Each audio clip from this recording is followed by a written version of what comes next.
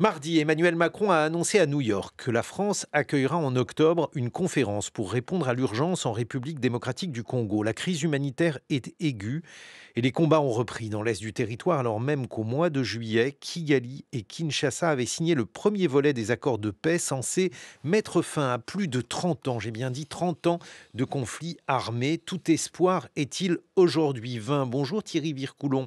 Bonjour. Vous êtes un fin connaisseur de cette région, vous êtes coordinateur de l'Observatoire de l'Afrique centrale et australe à l'IFRI. Je vous propose tout d'abord de faire un peu de pédagogie, de nous expliquer ce qui se passe dans cette région. 30 ans, c'est absolument vertigineux.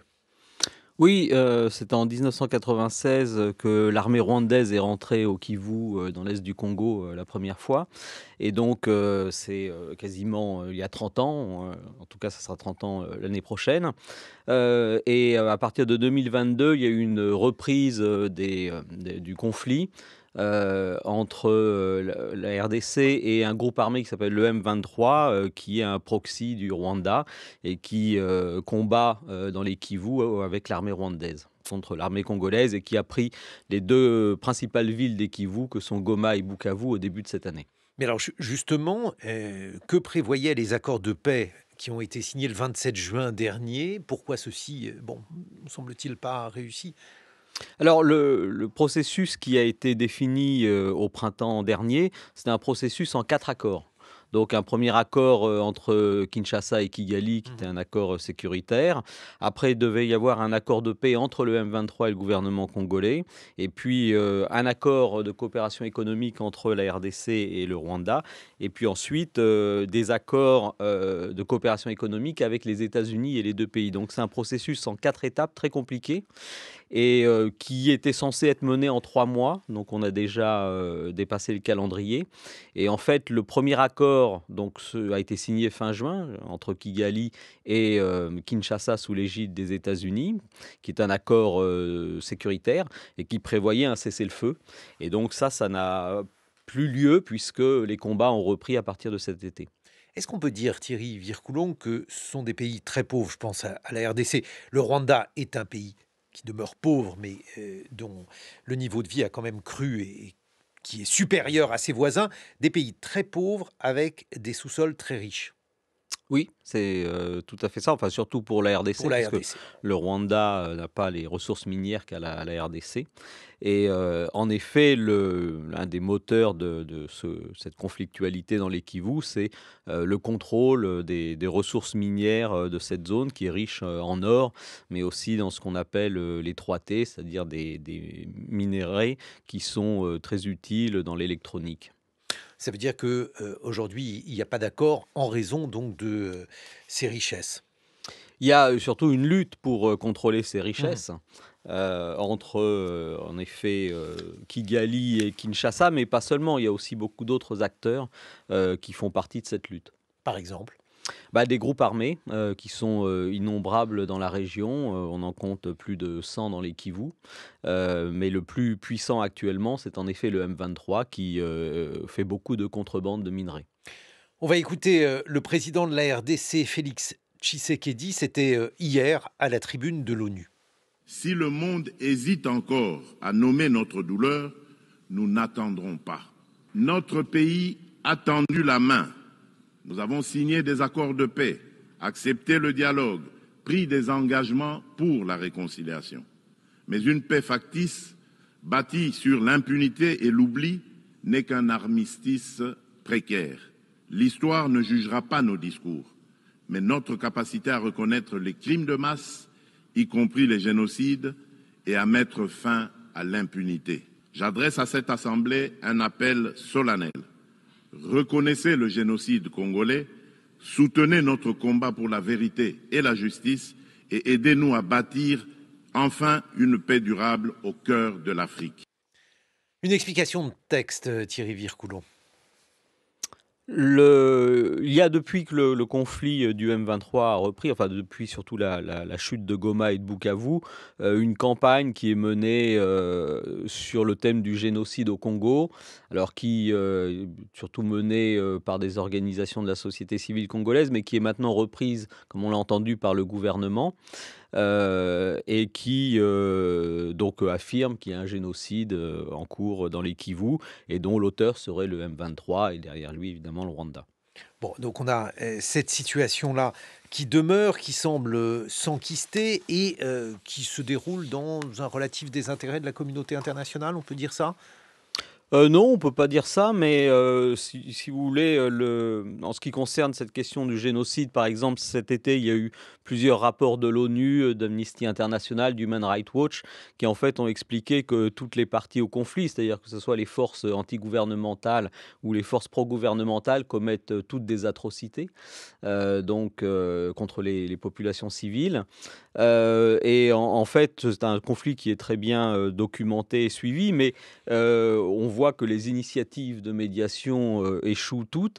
Et pour le moment, l'initiative américano-qatari a l'air d'être enlisée à Doha, parce que c'est là-bas que les négociations ont lieu. Et c'est une énième tentative pour résoudre ce conflit, mais pour le moment, on sent qu'elle patine. Elle patine avec des négociations qui sont en cours à Doha entre le M23 et les délégations congolaises. Comment ça se passe? Bah, comme on vient de le dire, c'est enlisé, ça n'avance pas. Normalement, l'accord aurait dû être signé cet été, donc maintenant on est fin septembre. Et ça, c'est juste l'accord numéro 2, hein, et l'accord numéro 1, comme on le disait tout à l'heure, a été violé déjà. Le problème, c'est évidemment le contrôle politique et militaire des Kivus. Et donc le gouvernement congolais et le M23 doivent se mettre d'accord là-dessus. Évidemment, dans la situation actuelle, ça ne pourrait être qu'une sorte de contrôle partagé. Et c'est justement ce que ne veulent pas ni l'un ni l'autre. Ils ne sont pas d'accord sur les termes de ce que pourrait être un contrôle partagé politique et militaire des Kivus entre eux. Quand je disais que la communauté internationale s'en désintéressait, pas la communauté institutionnelle, puisque vous avez raison, mais ce sont des conflits compliqués à expliquer, notamment parce que peut-être ce que l'on retient du Rwanda, c'est le génocide qui s'y est déroulé. C'est un pays qui suscite la sympathie et dans le même temps, le M23 est, mais je vais vous laisser le nommer, une émanation du Rwanda dirigée par le Rwanda. Oui, le M23, c'est le bras armé de l'armée rwandaise dans les Kivus. Et d'ailleurs, l'armée rwandaise est toujours présente dans les Kivus, elle est pas partie. Donc, vous avez à la fois ce groupe armé, plus l'armée rwandaise qui est sur le territoire congolais. Ce qui veut dire que finalement, dans ce contexte-là, le M23 et donc le Rwanda jouent le mauvais rôle. Bah, à partir du moment où ils ont agressé leurs voisins, ils sont rentrés sur leur territoire, oui. C'est tout à fait cette situation que dénoncent les autorités congolaises et qu'ont dénoncé d'ailleurs la France, la Belgique et les États-Unis à de nombreuses reprises. Et donc Est-ce ça, c'est un fait clair et avéré. est-ce qu'il est possible de faire pression sur le Rwanda? Bah, des pressions, Washington en a fait, ils ont fait signer cet accord en juin entre les deux parties. Donc il y a bien sûr des pressions. Mais entre signer un accord et l'appliquer, après il y a encore si je puis dire, une grande différence. Et comme on l'a vu, le premier accord qui a été signé fin juin a été violé pendant l'été. Les combats ont repris. Il continue d'ailleurs maintenant parce que justement les négociations à Doha sont enlisées. Par conséquent, oui, il y a des pressions, mais on voit que pour le moment, elles n'ont pas permis de débloquer la situation. Ce qui me terrifie par ailleurs, c'est que c'est une région où on peut compter les morts en millions. On parle de 6 millions de morts. On ne sait pas combien il y a de morts, parce que premièrement, on ne sait pas quelle est la population congolaise, et deuxièmement, parce qu'il n'y a pas de recensement depuis le XXe siècle au Congo, et deuxièmement, les estimations de morts sont très instrumentalisées et manipulées. Ce qu'on peut dire, c'est que par exemple, la prise de Goma, au début de cette année, a fait environ 3000 morts. Voilà, ça c'est un chiffre qui est à peu près fiable. En ce qui concerne les autres chiffres, il faut être extrêmement prudent. Mais c'est une région qui, donc, on l'a dit depuis 30 ans, est abandonnée à la guerre avec peu d'écho et peu d'espoir, Thierry Vircoulon. Oui, parce que, comme je le disais, la médiation américano-qatari, c'est une énième tentative de régler ce conflit entre les deux pays. Il y en a eu beaucoup d'autres avant. Le M23, c'est sa 3e rébellion. Hein. C'est pas sa première rébellion, c'est sa 3e rébellion. Et donc, on a l'impression que les choses tournent en rond et qu'il y a en effet une sorte Enfin, il y a une telle convergence d'intérêts pour faire la guerre qu'on n'arrive pas à trouver le chemin de la paix. Merci beaucoup Thierry Vircoulon. Je rappelle que vous êtes coordinateur de l'Observatoire de l'Afrique centrale et australe à l'IFRI. Dans quelques instants, dans une dizaine de minutes, nous serons en capacité de vous donner à entendre Daron Acemoglu. Il est prix Nobel d'économie 2024. On vient de parler du Rwanda, de la RDC. Justement, il s'est notamment intéressé au développement comparé des pays. Il a publié un ouvrage extrêmement important. Pourquoi les nations échouent, c'est en Champ Flammarion, c'est aujourd'hui disponible en poche. Il est 7h30 sur France Culture. Et voici le journal de l'Écho d'Anne-Laure Chouin.